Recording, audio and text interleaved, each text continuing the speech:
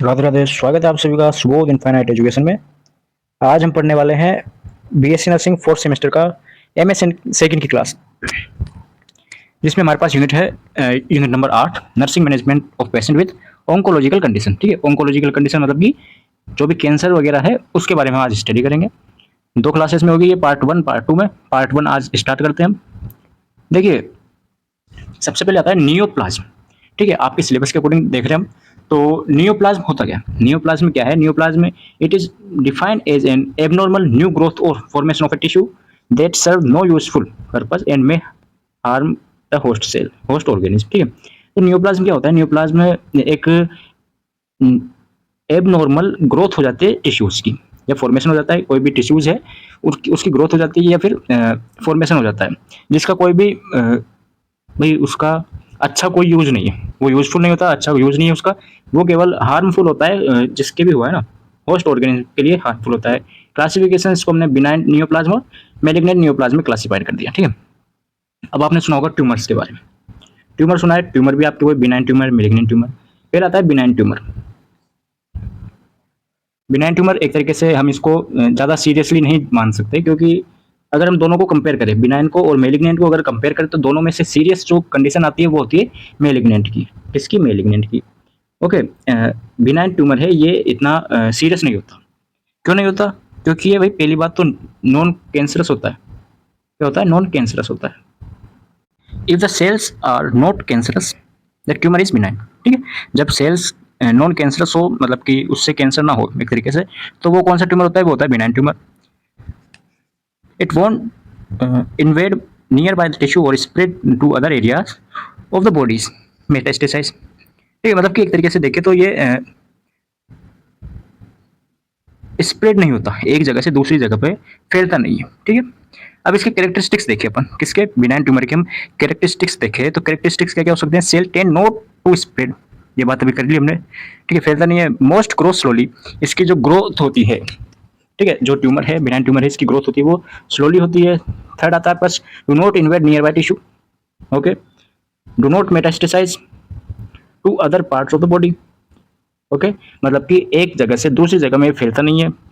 अगर मान लीजिए अंगुली में हुआ है तो ट्यूमर हो गया कहीं भी, मान लो, ठीक है, ट्यूमर हो गया, बिनाइन ट्यूमर है, अंगुली में हो रहा है, फिंगर में हो रहा है, तो वो फैलेगा नहीं, बिनाइन ट्यूमर फैलेगा नहीं, और मतलब मेटास्टेसाइज नहीं होता।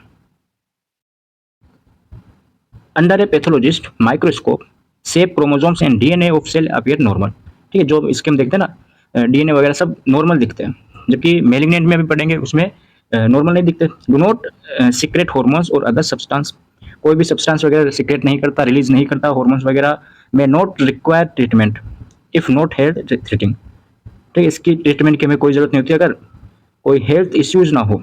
ठीक है भाई, कोई कोई ट्यूमर ऐसे होते हैं कि भाई हेल्थ थ्रेटिंग होते हैं, हेल्थ थ्रेटिंग बोल दो, लाइफ थ्रेटिंग बोल दो। ठीक, तो हेल्थ इश्यूज वगैरह नहीं हो तो हमें इसकी कोई ट्रीटमेंट की जरूरत नहीं होती, रिक्वायरमेंट नहीं होती। If it require further treatment such as radiation और कीमोथेरेपी, अगर करवाना भी चाहे अगर हम ट्रीटमेंट, तो इसका हम ट्रीटमेंट करा सकते हैं रेडिएशन थेरेपी और कीमोथेरेपी। ठीक है, मतलब मेडिसिन के थ्रू हम इसको ठीक कर सकते हैं।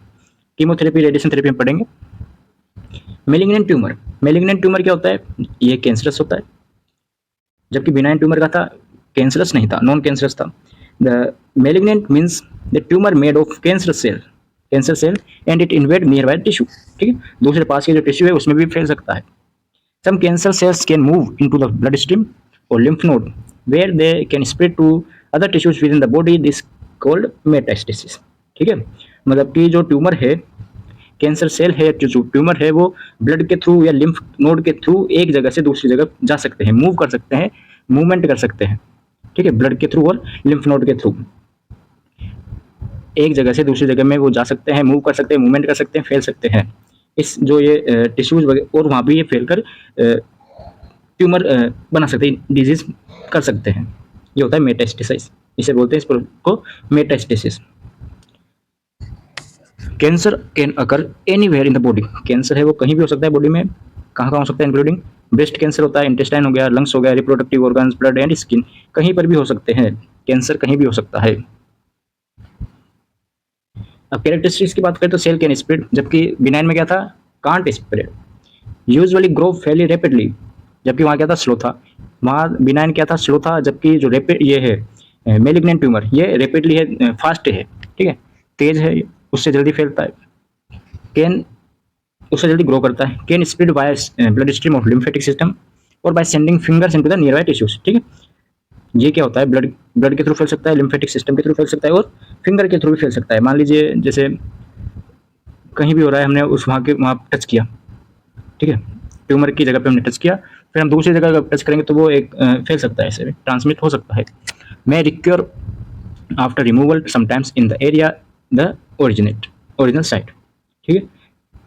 आफ्टर रिमूवल मे रिक्योर मतलब कि मान लीजिए हमने उसको रिमूव कर दिया, कैसे भी हमने उसको रिमूव कर दिया, तो ये वापस से जहाँ पे जो ओरिजिनल साइट थी ट्यूमर की, वहाँ पे वापस हो सकता है, रिक्योर हो सकता है, ठीक है, रिक्योर हो सकता है, वापस से उसी जगह पर पुनः हो सकता है। अगर हमारे सपोज करें ब्रेस्ट कैंसर हो गया, ठीक है, ब्रेस्ट कैंसर है तो उसको हमने रिमूव कर दिया तो ये वापस से ब्रेस्ट कैंसर हो सकता है, ऐसा कहना चाह रहा है। ओरिजिनल साइट है in area other the original site, sometime in area other the original site, ठीक है, अदर द ओरिजिनल साइट, उसी एरिया में जब उसके अदर साइट में सेल्स। हाँ, डीएनए की बात करते हैं अपन। एबनॉर्मल, वहाँ पे नॉर्मल था, यहाँ पे जो डीएनए है क्रोमोसोम्स है वो एबनॉर्मल होते हैं, लार्ज होते हैं, लार्ज डार्क न्यूक्लियाई एंड में एबनॉर्मल शेप वगैरह सब एबनॉर्मल होती है। जबकि बिनाइन में क्या देखा था हमने, बिनाइन में देखा था सर नॉर्मल, वो कोई भी सब्सटेंस वगैरह सीक्रेट नहीं करते, जबकि ये सब्सटेंस सीक्रेट करते हैं and that cause फैटिक weight loss, जिससे वेट लॉस और फैटिक थकान वगैरह हो सकती है। हॉर्मोन्स वगैरह सीक्रेट करते हैं। May require aggressive treatment including surgery, radiation, chemotherapy and immunotherapy medications, ठीक है, उसमें हम रेडिएशन थेरेपी और कीमोथेरेपी इंक्लूडेड थे ट्रीटमेंट में, वो भी जरूरी नहीं है अगर हम कराना चाहे तो। जबकि इसमें क्या है, इसमें surgery, radiation therapy, immunotherapy, chemotherapy etcetera. फिर आता है warning sign of cancer. Warning sign of cancer, warning sign of cancer से क्या समझते हो आप? तो मतलब कि हमें क्या है, चेतावनी दे रहे हैं। जैसे कैंसर है तो कैंसर से पहले हमें कुछ संकेत मिल जाते हैं कि भाई कैंसर होने वाला है या हो सकता है, ठीक है, वो बता रहा है ये चीज। तो ये क्या है, देखो, cancer is uncontrolled growth of abnormal sales anywhere in the body. ये हमने देख लिया कि कैंसर क्या होता है। कैंसर हमारे बॉडी में कहीं भी हो सकता है, एनीवेयर इन द बॉडी, कहीं भी हो सकता है। और उसकी uncontrol growth of abnormal cells की अनकंट्रोल ग्रोथ होती है, हमारे कंट्रोल में नहीं होता वो, ठीक है, फैलता रहता है, ग्रोथ होती रहती है। These abnormal cells are termed cancer cell, malignant tumour cells या मेलिग्नेंट सेल, ठीक है। जो एबनॉर्मल सेल्स है उसको हम क्या क्या बोल सकते हैं, उसको हम बोल सकते हैं कैंसर सेल बोल सकते हैं, मेलिग्नेंट सेल्स बोल सकते हैं और ट्यूमर सेल बोल सकते हैं। यहाँ तो कोई दिक्कत नहीं है आपको। चलो देखिए, फिर आता है cancer can be treated if it can detect early level. अगर हमें जल्दी कैंसर का पता चल जाए तो हम इसका इलाज कर सकते हैं, हम इसको ट्रीट कर सकते हैं। अर्ली स्टेज में अगर हम इसको पता कर दें कि भाई कैंसर है, डिटेक्ट कर ले, डायग्नोस कर ले, तो हम कैंसर का ट्रीटमेंट कर सकते हैं। There are several sign that warn about cancerous growth but these are not an indication of cancer. ऐसे बहुत सारे साइन होते हैं, बहुत सारे साइंस होते हैं जो कि साइन जो हमें जो कैंसर के बारे में बताते हैं, लेकिन इसका मतलब ये नहीं कि वो कैंसर को इंडिकेट कर रहे हैं कि भाई कैंसर है ही, मतलब ऐसे फिक्स नहीं बता रहे वो। कोई साइन है, अभी देखेंगे साइन। साइन क्या है, क्वेश्चन, ये है वार्निंग साइन। वार्निंग साइन क्या है, क्वेश्चन। अब ये साइन है, इसका मतलब फिक्स नहीं है कि इसके पास इसके कैंसर होगा ही, हो सकता है। सी से क्या आ गया, क्वेश्चन में सी आ रहा है, सी से क्या आएगा, C for change in bowel and bladder habits, ठीक है। सी का मतलब क्या होगा, C means change in bowel और bladder habit, change in the colour. अब चेंज क्या क्या हो सकता है, चेंज हो सकता है कि change in colour, consistency, size, shape of stool, ठीक है। इज वार्निंग साइन या वार्निंग सिग्नल ऑफ कैंसर।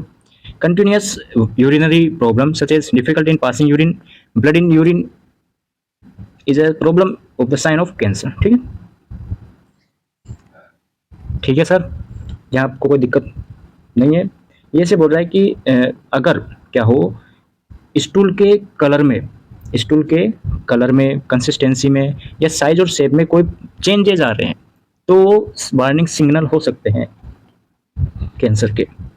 और यूरिन में कंटिन्यूसली यूरिन में प्रॉब्लम आ रही है, जैसे डिफिकल्टी इन पासिंग यूरिन, ठीक है, यूरिन पास करने में दिक्कत आ रही है, ब्लड, यूरिन के अंदर ब्लड है, ठीक है, तो ये सभी कैंसर के साइन हो सकते हैं, प्रोबेबल साइन, ठीक है। इससे फिक्स नहीं है कि भाई कैंसर ही होगा, लेकिन हम एक अंदाजा लगा सकते हैं। ए से आता है क्वेश्चन के बाद में, सी के बाद में आता है हमारे पास ए, ठीक है, सी के बाद में क्या आता है ए, तो ए से ले लेते अपन एस और, ठीक है, एस और। अब क्या है, अब आप बोलोगे सर ये तो एस आना चाहिए, तो लाइन बैठाने के लिए, याद करने के लिए ऐसा लिख दिया, वैसे एस आना चाहिए यहाँ पे। तो सोर that does not heal in the normal amount of the time if located on the skin or in the mouth skin, in the mouth skin cancer or oral cancer could be causes, ठीक है, not heal in a normal amount of time, जल अब उसके fix amount, fix time के ठीक ना हो, ठीक है, हील ना हो, अगर उसके। ए के बाद में आता है यू, यू का मतलब होता है अनयूजुअल ब्लीडिंग और डिस्चार्ज, अनयूजुअल ब्लीडिंग और discharge, any bleeding from the bladder, कहाँ कहाँ से ब्लीडिंग हो सकती है, ब्लेडर से, वेजाइना, वेजाइना ऑफ और rectum, could mean prostate, cervical और कैंसर, ठीक है, ये ब्लीडिंग हो, डिस्चार्ज हो तो भी हम वार्निंग साइन मानते हैं कैंसर के। टी फॉर थिकनिंग, ठीक है, थिकनिंग में आता है थिकनिंग ऑफ ब्रेस्ट टिश्यू और lump, and thickening of tissue और lump found in the scrotum can be sign of the cancer, कहाँ कहाँ हो, या तो ब्रेस्ट पर हो या फिर स्क्रोटम पर हो, तो ये भी क्या हो, थिकनिंग हो, तो वो किसके साइन है, कैंसर के वार्निंग साइन में आता है। इनडाइजेशन, क्या है, इनडाइजेशन या डिफिकल्टी इन स्वेलिंग, सोलिंग, निकलने में वगैरह, डिस्पेजिया, नाम सुना, डिस्पेजिया, वो हो तो भी हम उसको कैंसर में, कैंसर के वार्निंग साइन में कंसिडर करते हैं, मानते हैं उसको, स्टोमक कैंसर में, ठीक है। ओ से आता है आपके पास obvious change in mole, obvious change in mole कितने थे, टी से देख लिया हमने, यू से देख लिया, यू से क्या देखा, अनयूजुअल ब्रीडिंग वगैरह, टी से हमने देख लिया था टाइम देख लिया था, आई से इंडाइजेशन देख लिया था, ओ से हम देखेंगे ऑब्वियस, ठीक है, टी से क्या देखा था हमने, थिकनिंग देखा था। Obvious change in mole, cancer में occur any part of the skin, पता ही हमें, कहीं भी हो सकता है cancer. Malignant melanoma is most common skin cancer, malignant melanoma क्या है, स्किन कैंसर होता है, कैरेक्टराइज्ड बाय डार्क ब्राउन और black small mole on the skin, ठीक है, मतलब एक तरीके से बोलते हैं मोल, स्किन पर मोल हो जाते हैं, हिंदी में बोलते हैं उसको, देखो तिल, तो हो जाते हैं तिल, स्किन पर तिल हो जाते हैं, तो वो भी क्या है, इसी के साइन है, किसके, स्किन कैंसर के, स्किन कैंसर को बोलते हैं मेलानोमा, हमने एमएसएन फर्स्ट में देखा था। लास्ट आता है नेगनिंग कफ और हॉर्नेस, persistent cough or hoarseness of voice may be an indication of the lungs or laryngeal cancer. Most of lung cancer are silent cancer. A nagging cough occur in some case but may not present in others, ठीक, अगर ये voice वगैरह भी हो तो हम इसको warning sign में मानते हैं। भाई वार्निंग साइन देख लिया, जहाँ तक कि आपके वार्निंग साइन क्या था, वार्निंग साइन, वार्निंग साइन का मतलब क्या है, सिलेबस में है, देख लेना, आ सकता है, इंपॉर्टेंट है, वैसे इंपॉर्टेंट तो आपके वो आएगा, ल्यूकेमिया टाइप आया था, ल्यूकेमिया आ गया, कीमोथेरेपी, रेडिएशन थेरेपी, ये इंपॉर्टेंट है आपके, क्वेश्चन से हमने पढ़ लिया पूरा कैंसर के बारे में, वार्निंग साइन के बारे में। नेक्स्ट आता है हमारे पास topic treatment modality in cancer,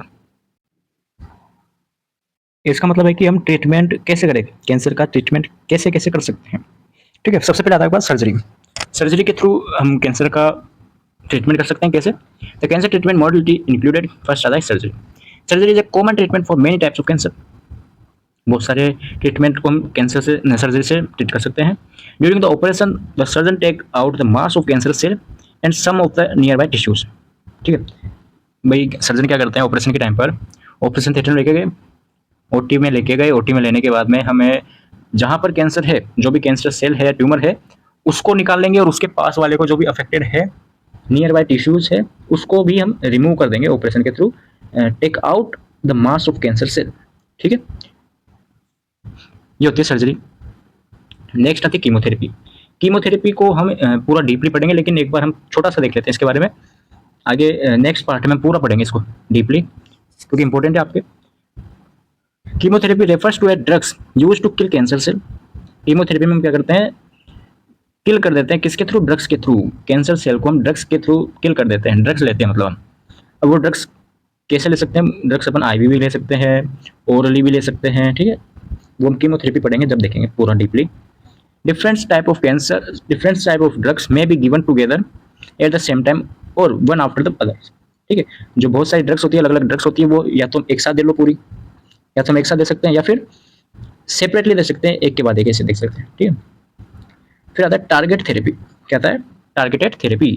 targeted therapy use drugs to stop cancer from growing and spreading. Target therapy क्या करती है, कैंसर जो ग्रो कर रहा है, कैंसर जो ग्रोथ कर रहा है, मतलब फैल रहा है, एक जगह से दूसरी जगह फैल रहा है, मेटास्टेसाइज हो रहा है, उसको क्या कर देता है, ये स्टॉप कर देगा, रोक देगा उसको। It does this with less harm to normal cells than other treatment, ठीक है। नेक्स्ट आता है रेडिएशन थेरेपी। रेडिएशन थेरेपी भी हम पूरा डीपली देखेंगे आगे, छोटा सा देख लेते हैं इसको भी। रेडिएशन थेरेपी यूजेस, क्या क्या यूज करके हम रेडिएशन थेरेपी कर सकते हैं। एक और नाम है रेडिएशन थेरेपी को हम बोलते हैं रेडियो थेरेपी। रेडियो थेरेपी, अगर रेडिएशन थेरेपी की जगह रेडियो थेरेपी भी आ जाए तो आपको ये लिख के आना है, ठीक है, क्वेश्चन में आ जाए तो। Radiation therapy use, radiation therapy uses X ray particles और radioactive seeds to kill cancer cell, ठीक है। इनका यूज करके कैंसर सेल को किल कर देते हैं। Carrier cells, sorry, cancer cell grow, ये क्या आएगा, कैंसर आएगा यहाँ पे। Cancer cells grow and divided faster than normal cells into the body. देखो कैंसर सेल क्या होती है, जल्दी से फैलती है, जबकि जो ग्रो करती है जल्दी से, नॉर्मल सेल की तुलना में जल्दी ग्रो करती है ये। Because radiation is the most harmful to quickly growing cells, radiation therapy damage cancer cell more than normal cells. Radiation therapy है ना, ये कैंसर सेल को ज़्यादा डैमेज करेगी मोर देन नॉर्मल सेल, ठीक है। अब अपन रेडिएशन थेरेपी कर रहे हैं तो थोड़ी बहुत नॉर्मल सेल भी डैमेज होगी, ये तो है ही। तो ये कैंसर सेल को ज़्यादा डैमेज करेगी नॉर्मल सेल से। This prevent the cancer cell from growing and dividing the lead to cell death. Okay, यहाँ तक आपको कोई प्रॉब्लम नहीं होनी चाहिए। अगर रेडिएशन थेरेपी में कोई दिक्कत आ रही है तो हम नेक्स्ट पार्ट में पूरा डीपली देखेंगे। कमेंट कर देना अगर कोई दिक्कत आ रही हो तो, ठीक है, उसमें और कुछ ऐड कर देंगे। अगर इसमें से कोई समझ में आया तो ये हम एक बार और समझा देंगे नेक्स्ट पार्ट में। फिर आता है इम्यूनोथेरेपी। इम्यूनोथेरेपी में क्या करते हैं, immunotherapy is a type of cancer treatment that relies on the body's ability to fight infection immune system. ये तो हमारी बॉडी का काम होता है, ये बॉडी है, इम्यून सिस्टम है, वो उससे फाइट करे, लड़ाई करे, जो भी सेल से, ट्यूमर वगैरह, उससे, इन्फेक्शन से। It uses substance made by the body or in the lab to belly in the immune system work harder or the more targeted way to fight cancer। ठीक है, हमारी बॉडी में substance होते हैं, उसके वो उससे इम्यून सिस्टम वगैरह है वो फाइट करे, ठीक है। या फिर जैसे आपने देखा वैक्सीन वगैरह लगाते अपन, सीरा, सीरा पढ़ा था ना हमने, सीरा हो गया, और एक दो टॉपिक और पढ़े थे हमने माइक्रोबायोलॉजी में, उसमें देखा था कि बाहर से कुछ वैक्सीन बोल सकते हैं एक तरीके से, हम वैक्सीन लगाते हैं ना, तो वो लैब में तैयार करते हैं, उसके थ्रू भी हम इम्यूनोथेरेपी से ट्रीट कर सकते हैं। This help your body get rid the cancer cell. इससे हमारी बॉडी में जो कैंसर सेल है उससे हम छुटकारा पा सकते हैं, फ्री हो सकते हैं, मुक्त हो सकते हैं कैंसर सेल से। फिर आता है हार्मोनल थेरेपी। हार्मोनल थेरेपी क्या होती है, देखिए हार्मोन, कुछ कुछ कैंसर सेल ऐसी होती है, देखो पहले पढ़ लेते हैं। Hormone therapy is used to treat cancer that are fuelled by the hormone such as breast, prostate and ovarian cancer. It is use it uses surgery of drugs to stop or block the body's natural hormones. This helps slow the growth of the cancer cells। देखिए hormonal therapy में हम क्या करते हैं, कुछ tumours या कुछ cancers ऐसे होते हैं, कैंसर सेल ऐसे होते हैं जो कि हार्मोन से क्या करते हैं, उनके लिए हार्मोन इंपॉर्टेंट है, हार्मोन से हमारा उनका खुद का न्यूट्रिशन प्राप्त करते हैं, फ्यूल, ठीक है, खुद हार्मोन से खुद को फ्यूल प्राप्त कराते हैं, खुद न्यूट्रिशन करते हैं, न्यूट्रिएंट्स हार्मोन होता है। तो हम क्या करें, जो जिससे वो हार्मोन से वो कर रहे हैं, अपना खाना पीना ले रहे हैं, कैंसर जिस हार्मोन से ले रहा है, तो उस हार्मोन को हम क्या करते हैं, स्टॉप कर दे, ब्लॉक कर दे, उस कैंसर से उस हार्मोन को हम क्या कर दे, जिससे वो खाना पीना ले रहे हैं उसी को हम क्या कर दे, ब्लॉक कर दे, तो ऑटोमेटिकली वो क्या जाएंगे, स्टॉप हो जाएंगे। तो यही है इसमें कि बॉडीज नेचुरल हार्मोन को हम क्या कर दे, स्टॉप और ब्लॉक कर दे। This help to slow the growth, जिससे उसकी ग्रोथ नहीं होगी कैंसर सेल की, ठीक है, ये होती है हार्मोन थेरेपी। फिर आता है पेलिएटिव थेरेपी। कुछ अदर्स ट्रीटमेंट भी है इनके अलावा, जैसे पेलिएटिव थेरेपी हो गया, कॉम्बिनेशन थेरेपी हो गया, एक हो गया सपोर्टिव थेरेपी। फर्स्ट देखते हैं पेलिएटिव थेरेपी, ये भी हम पढ़ेंगे आगे डीपली आपके सिलेबस में, क्योंकि it involve therapy toward patients physical and psychological support and wellbeing. ठीक। कॉम्बिनेशन थेरेपी में क्या करते हैं, it involves A combined use of treatment modality mention above. ठीक है, मतलब कि कंबाइन कर दो, दो तीन थेरेपी है उनको जोड़ दो, दो तीन थेरेपी एक साथ कर दो, तो वो कॉम्बिनेशन थेरेपी में आती है, जो भी हमने ऊपर पढ़ी है उसमें। फिर आता है सपोर्टिव थेरेपी। सपोर्टिव थेरेपी क्या होती है, it is relieve the symptoms that happen due to the course of cancer treatment involve. इसमें क्या करता है कि भाई हमने जो कोर्स लिया है ट्रीटमेंट, कैंसर का ट्रीटमेंट करने के लिए जो भी हमने थेरेपी ली है या फिर जो भी कोर्स लिया है, उसके उससे जो सिम्टम्स आ रहे हैं उसको ट्रीट करने के लिए सपोर्टिव थेरेपी दी जाती है। ठीक है। कहता है ऑन्कोलॉजिकल इमरजेंसीज। ऑन्कोलॉजिकल इमरजेंसीज,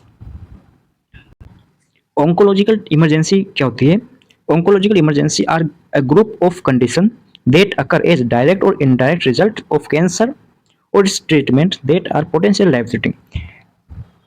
ठीक है, आया बात को समझ में? नहीं आया? सुनो देखो, तो ऑन्कोलॉजिकल इमरजेंसी क्या होती है कि ये एक इसमें क्या होता है, या तो कैंसर से, या एक कैंसर का हमने जो ट्रीटमेंट किया है, ठीक है, या तो कैंसर से या कैंसर के ट्रीटमेंट से जो भी कंडीशन क्रिएट हो रही है जो कि लाइफ थ्रेटिंग हो, देट आर लाइफ थ्रेटिंग, क्या हो, that are life threatening, potential life threatening, तो वो खाप आती है ऑन्कोलॉजिकल इमरजेंसीज में आती है। आ गई बात समझ में? आ गई ना? आ गई सर, अब आ गई। या तो कैंसर के रिजल्ट से, कैंसर का रिजल्ट हो या फिर ट्रीटमेंट हो, इन दोनों में अगर लाइफ थ्रेटिंग आ रही है कोई भी कंडीशन इनके कारण, तो वो किस में कंसिडर होगी, ऑन्कोलॉजिकल इमरजेंसीज में। क्या क्या हो सकती है, तो इसमें इंक्लूड है हाइपर कैल्सीमिया। हाइपर कैल्सीमिया क्या होता है, ब्लड के अंदर कैल्शियम की मात्रा बढ़ गई हो, neutropenic sepsis, tumour lysis syndrome, leukocytosis, leukostasis, spinal cord compressions हो गए। ठीक है, इसके अलावा सुपीरियर वेना केवा ऑब्स्ट्रक्शन हो गया हो, ब्लॉकेज वगैरह हो गया हो, सिंड्रोम हो गया हो, कौन सा, SIADH सिंड्रोम हो, और एक आता है DIC, क्या आता है DIC, ये हो गया हो, तो ये सभी इसमें शामिल होते हैं। चलो देखते हैं कुछ एक एक को।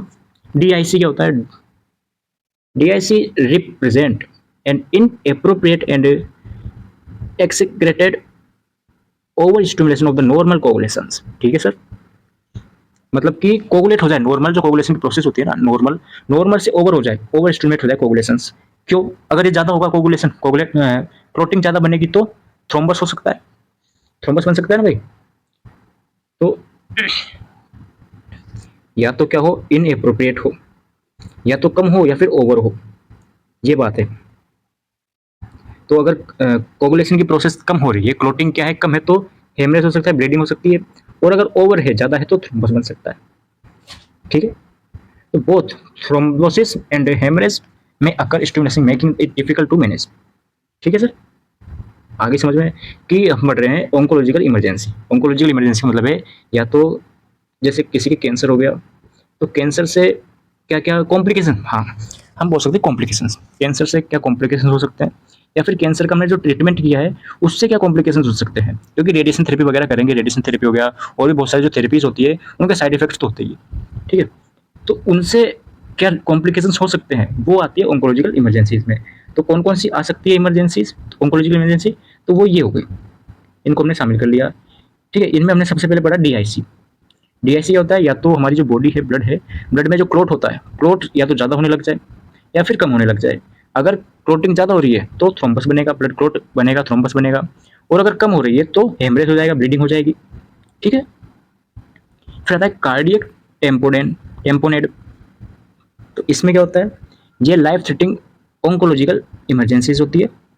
This situations occur from the excess accumulation of fluid in the pericardial sac. जो पेरिकार्डियल सेक होता है, पेरिकार्डियल सेक पता है आपको कहाँ पे होता है, इतना बताने की जरूरत नहीं है। ठीक है, कार्डियोवास्कुलर सिस्टम पढ़ रखा है आपने, हार्ट के बारे में सब पढ़ रखा है, तो आपको बताइए। तो पेरिकार्डियल सेक में अगर ज़्यादा अमाउंट में फ्लूइड भर जाए, क्या हो जाए, ज़्यादा फ्लूइड भर जाए, एक्यूमुलेट हो जाए, ज़्यादा फ्लूइड, एक्सेसिव फ्लूइड एक्यूमुलेट हो जाए, तो ये कंडीशन क्रिएट होती है, ये लाइफ थ्रेटनिंग कंडीशन होती है। ठीक है, फिर आता है malignant pleural effusion. malignant pleural effusion. This occur when a malignant process prevent reabsorption. कब क्रिएट होती है ये? जब रीएब्जॉर्प्शन क्या हो जाए, रुक जाए, प्रिवेंट हो जाए। Malignant process, when the malignant process prevent reabsorption, reabsorption को क्या करते हैं, प्रिवेंट करते हैं, तब ये क्रिएट होती है। और क्या हो, इंट्राप्लूरल स्पेस है, पता है आपको कहाँ पे होता है, ठीक है, इंट्राप्लूरल स्पेस है, लंग्स है, वहाँ पे क्या हो जाए, फ्लूइड एक्यूमुलेट हो जाए, तो हो सकता है प्लूरल इफ्यूजन। भाई ये तो पढ़ ही रखा आपने प्लूरल इफ्यूजन के बारे में, तो रेस्पिरेटरी सिस्टम में it may be initial sign of cancer, ठीक है, ठीक है सर। फिर आता है अपने पास hypercalcaemia. Hypercalcaemia, hyper calcium मतलब कि कैल्शियम की अमाउंट क्या होगी, ज़्यादा हो गई।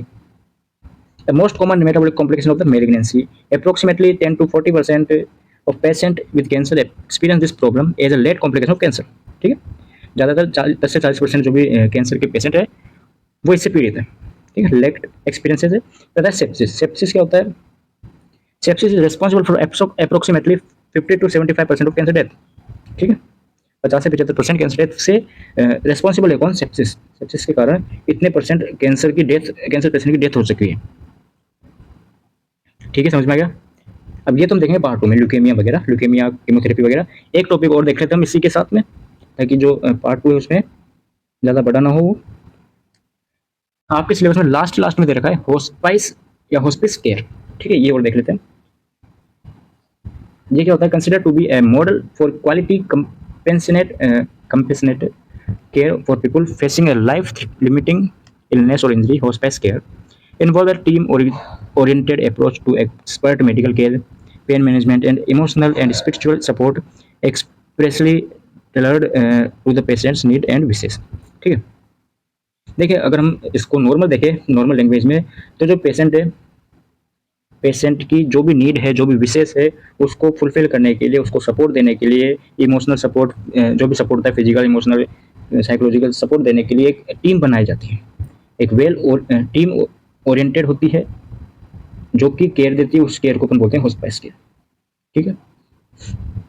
Eight the centre of hospice and palliative care is the belief that each of us has the right to die pain free and with the dignity and that our families will require the necessary support to the others, ठीक है। भाई वही बात आ गई कि हमने क्या करा कि वो एक बनाई है टीम, इसके गोल क्या क्या होते हैं।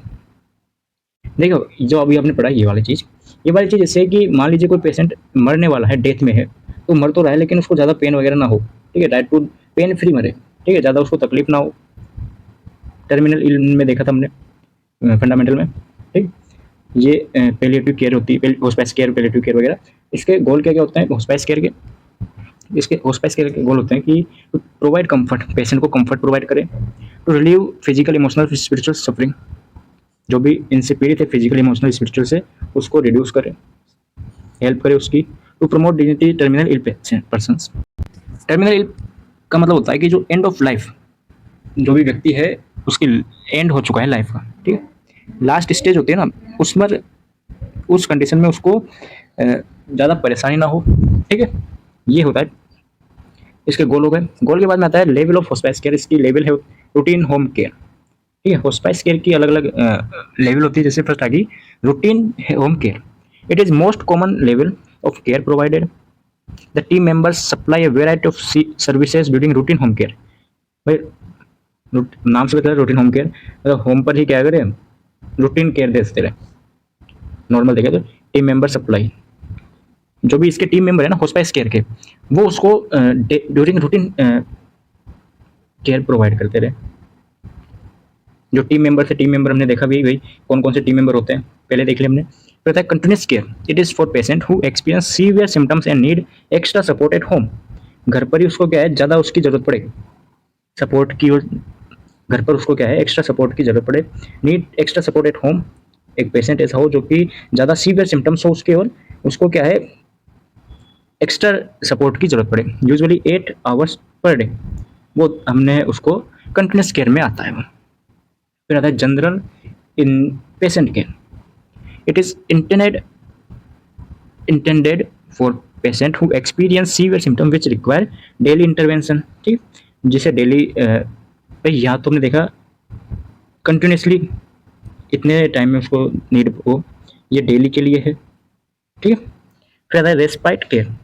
Respite care it is brief and periodic level of the care. The care is provided for the needs of family, not the patient.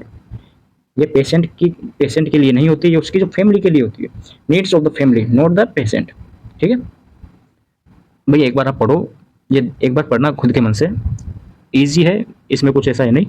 ठीक है। अब कौन कौन सी टीम हो सकती है उसमें, टीम के बारे में देख लेते अपन। तो टीम में आता है पेशेंट का पर्सनल फिजिशियन, जो डॉक्टर होता है, फिजिशियन। होस्पाइस फिजिशियन हो गया भाई, कोई कोई किसी के क्या होते हैं, फैमिली डॉक्टर होते हैं। ठीक है, तो वो भी इसमें आ सकते हैं। एक होस्पाइस फिजिशियन है, वो आ सकते हैं इसमें। मेडिकल डायरेक्टर जो कि नर्सेस आ सकती है। होम हेल्थ एड्स आ सकते हैं। ठीक है, जो घर पर जैसे बोलते हैं केयर प्रोवाइड करते हैं, केयर देते हैं। ठीक है, होम केयर प्रोवाइड करते हैं, वो आ सकते हैं। सोशल वर्कर्स आ सकते हैं, वॉलेंट्रीज, ट्रेंड वॉलेंट्री आ सकते हैं। ठीक है, समाज सेवक वगैरह। Speech physical and occupational therapist आ सकते हैं इफ नीडेड, अगर जरूरी हो तो। ठीक है, ये सभी किसमें आते हैं, होस्पाइस केयर के टीम मेंबर होते हैं। ठीक है, अब role of nurse in hospice care, visit patient in family in the home और nursing home on the regular basis. ठीक है, रेगुलर बेसिस पर जो भी पॉलिसीज वगैरह होती है उसके अकॉर्डिंग विजिट करें। सी में प्रोवाइड ऑन कॉल सर्विसेज। ठीक है, जो नर्सेज है वो कॉल सर्विस भी प्रोवाइड करें, मतलब कि फ़ोन पर भी उससे कांटेक्ट कर सकते हैं, फ़ोन पर भी केयर प्रोवाइड करते हैं। ठीक है, जैसे साइकोलॉजिकल केयर होती है और भी इमोशनल वगैरह। C assess pain symptoms nutrition status bowel function safety needs, वो सभी का असेस करे, भाई सही है कि नहीं है, सिम्टम्स वगैरह क्या है, मॉनिटरिंग करे सबकी। Nurses provides education to parents, to patient and family members. Patient को और जो उसके फैमिली मेम्बर्स है उनको एजुकेशन प्रोवाइड करे, हेल्थ एजुकेशन दे। Education and supervise nursing assistants. ठीक है, जो भी सुपरवाइजर है, सॉरी नर्सिंग असिस्टेंट है, assistant education and supervise nursing assistant. ठीक है, देखो यहाँ तक हमने देख लिया, बाकी का जो हमारा बच रहा था, ठीक है, बाकी का जो रिमेनिंग टॉपिक है हमारे बच रहे हैं वो हम देखेंगे नेक्स्ट क्लास में, क्योंकि फिर ये क्लास क्या लंबी हो जाएगी, ज़्यादा बड़ी हो जाएगी। वो देखेंगे पार्ट 2 में। नोट्स आपको दोनों के एक साथ मिल जाएंगे, और कुछ समझ में नहीं आ रहा हो तो आप कमेंट करें, पार्ट 2 में हम उसको कवर करा देंगे। ठीक है, क्योंकि ये टॉपिक थोड़ा ज़्यादा नहीं, थोड़ा सा हार्ड लगा है। ठीक है, मिलते हैं नए लेक्चर में।